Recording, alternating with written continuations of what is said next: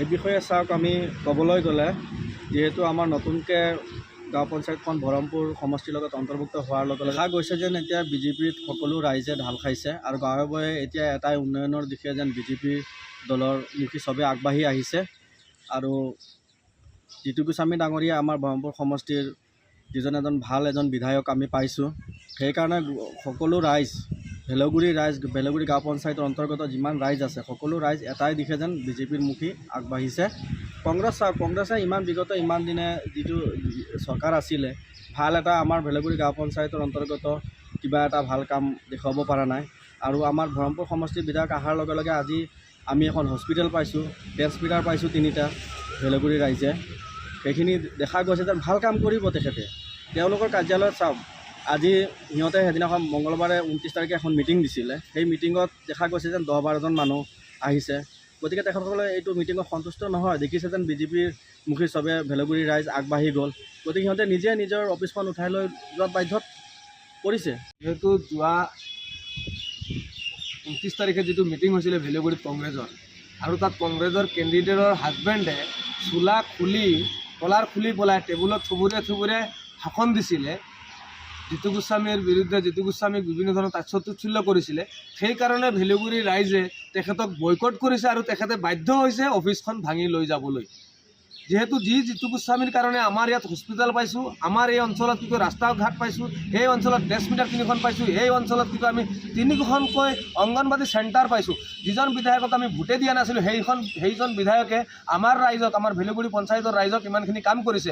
আৰু সেইজন বিধায়ককে এই কেণ্ডিডেটজনে তুচ্ছ তাচ্ছল্য কৰিছিলে, চোলা খুলি পেলাই গুণ্ডা দেখুৱাইছিলে। গতিকে ভেলগুৰি ৰাইজে তেখেতক বয়কট কৰিছে আৰু তেখেতে বাধ্য হৈছে আজি অফিচ ভাঙি লৈ যাবৰ কাৰণে। গতিকে নিজৰ অফিচখন নিজে ভাঙি লৈ যাবলৈ বাধ্য হৈছে। এইটোতো তেখেতে দেখিছে তেখেতৰ কংগ্ৰেছৰ কাৰ্যালয়ত কোনো মানুহে নবহে গৈ ভেলগুৰি পঞ্চায়তৰ ৰাইজে। সেইটো বুলি কংগ্ৰেছৰ যিজন কেণ্ডিডেট বা তেখেতৰ হাজবেণ্ড, তেখেতসকল দেখিছে আমাৰ ইয়াত মানুহে নাই, গতিকে নিজে নিজৰ অফিচটো ভাঙি লৈ গুচি গৈছে।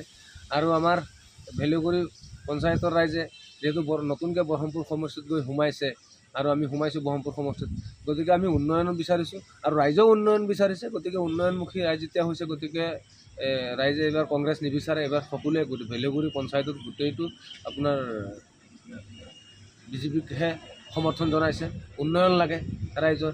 যিহেতু বহৰমপুৰ সমষ্টি নতুন হোৱাৰ লগে লগে আমাৰ ভেলগুৰি পঞ্চায়তখন কি হ'ল, বিধায়ক জিতু গোস্বামী ডাঙৰীয়া আমাৰ এই অঞ্চলত বিভিন্ন কাম দেখুৱাইছে, যেনেধৰণৰ হস্পিটেল, ৰাস্তা আপোনাৰ 4টা ৰাস্তা, তাৰপিছত কবৰস্থানৰ বিভিন্ন ধৰণৰ অংগনবাদী বা ট্ৰেন্সমিটাৰ। যেতিয়া আমি OAUDFৰ সমষ্টি আছিলে, তেতিয়া আমি কি কয় ট্ৰেন্সমিটাৰ এটা আনিবলৈ হ'লে এমএলএক বিচাৰি নাপাওঁ, কিন্তু জিতু গোস্বামী ডাঙৰীয়া আমাক 3টা ট্ৰেন্সমিটাৰ চৰকাৰীভাৱে পতাই আনি পেলাই তেখেতে দিছে। গতিকে ৰাইজে ভাল পাইছে। জিতু গোস্বামী ডাঙৰীয়াক আমি ভোটো দিয়া নাছিলোঁ, গতিকে তেখেতে আমাৰ কাৰণে ইমানখিনি ৰাইজৰ কাৰণে কৰিছে। গতিকে ৰাইজে ভাল পাইছে আৰু ৰাইজে তেখেতক আদৰি লৈছে আৰু বিজেপি দলটোকো আদৰি লৈছে। ভাল পাইছে ৰাইজে। সেইটো বুলি কংগ্ৰেছমুখী ৰাইজ নাই। ৰাইজ এইবাৰ কি কয় বিজেপিমুখী। গতিকে পঞ্চায়ত এইবাৰ বিজেপিতে দখল কৰিব। সেইখিনিয়ে ৰাইজৰ মতামত। তেওঁলোকৰ কাৰ্যালয় তেওঁলোকে নিজে ভাঙি লৈ গৈছে, আপোনালোকে দেখাই পাইছে, ৰাইজেও দেখা পাইছে। তেওঁলোকৰ কাৰ্যালয়ত এজনলৈকে কেণ্ডিডেট, তেওঁলোকৰ যিজন ৱাৰ্ড মেম্বাৰ এজন ওলাইছিলে ভেলগুৰি 4 নম্বৰ ৱাৰ্ডৰ পৰা, তেখেতসকলৰ ল'ৰা ঘৰৰ পৰা আহি তেখেত গোটেইখিনি কেণ্ডিডেটৰ হাজবেণ্ডে আহি পেলাই নিজে ভাঙি লৈ গুচি গৈছে। গতিকে ভাল লাগিছে। তেওঁলোকেও আমাৰ বিজেপিমুখী যে হৈছে বুজি পাইছে, সেইখিনি তেখেতসকলক ধন্যবাদ জ্ঞাপন কৰিছোঁ। যিকোনো খবৰৰ বাবে যোগাযোগ কৰক 7099017330 লগতে 7099017110 নম্বৰত।